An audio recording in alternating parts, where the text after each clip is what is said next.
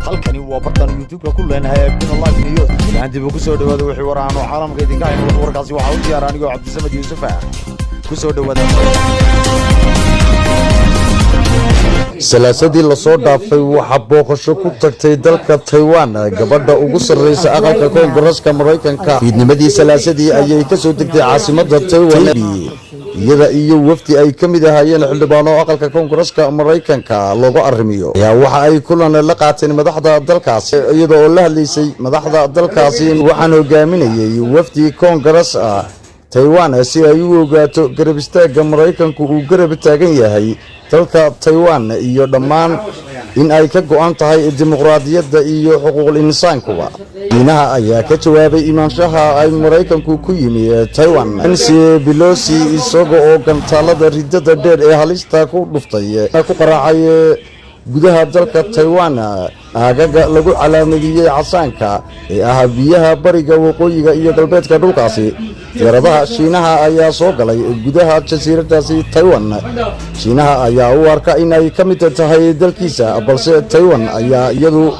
iskeed isku maamusha kana madax bannaan Shiinaha waxay qiyaastii u jirtaa xeebta koonfur bari 160 kiiloomitir dawladda Mareykanka waa markii ugu horeysay tan iyo muddo haatan laga joogo 25 sano kadib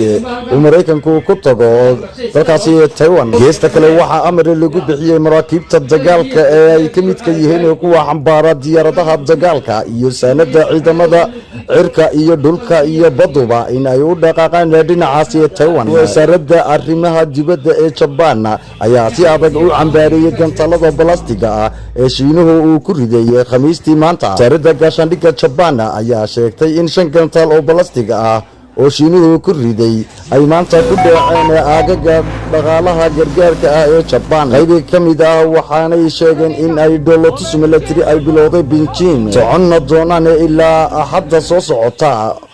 wasida ay sheegtay wasaaradda gaashaandhigga ee dalkaasi kuwani waxay jawaab u yihiin booqashadii Taiwan ay ku timi afhayeenka aqalka Mareykanka Nancy Pelosi wasaaradda arrimaha dibadda ee Mareykanka oo ka hadashay ayaa sheegtay in Mareykanku uu ka soo horjeedo dal kasta oo hal dhinac oo lagu doonayo in lagu bedelo xaaladda Taiwan si xoog siyaasaddiisa ku aadan Taiwan isma bedeli doonto sidaasina waxa yiri xogayaha arrimaha dibadda Antonio Blinken oo la hadlayay dhigiisa koonfur bari Aasiya Khamiistii maanta